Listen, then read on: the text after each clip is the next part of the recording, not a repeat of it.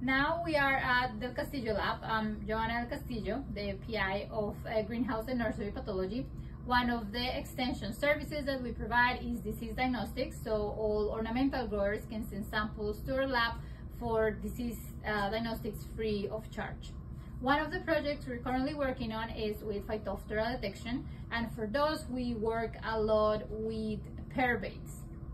As you can see in here, these are some pear samples we received to the lab.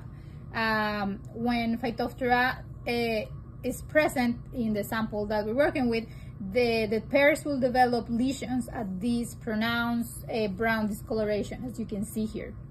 What we want to look for further processing in the lab is taking what we call the margin of the lesions, which is the margin between the brown discoloration, which is plant tissue that has been colonized by Phytophthora, with green tissue that has not been colonized yet, for further processing. This is an example of a pretty advanced potential Phytophthora lesion, and this is another example of another pear we received from another sample. Moving forward with the sampling processing, Kaylee Lampe, junior specialist in my lab, will be doing the continuation of the lesion plating. And so for that, Kaylee, we select, as we mentioned, the margin of the lesion, take some squares and process it in a medium that is specific and special for Phytophthora isolations.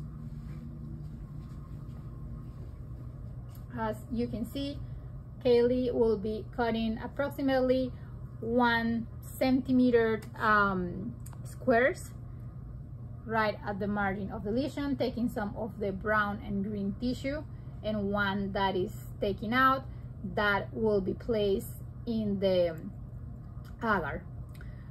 We will do this with 4 different pieces to place them in the agar plate, like that. Once you have the 4 pieces of the margin of the lesions, as you can see in the pear here, the Phytophthora selected medium plate would look as this. As you can see, there's a clear cut on the margin of the lesions, as you see green tissue and part of the brown discolored tissue. We will incubate this at room temperature for about 3 days, and then 3 days later, we look into if there's any growth in the plate. This is an example from another plate we processed before, where you can see there are some white colonies. These white colonies are potential Phytophthora that were recovered from the bait. To do an identification to the species level, we will use molecular techniques to determine what species are present there.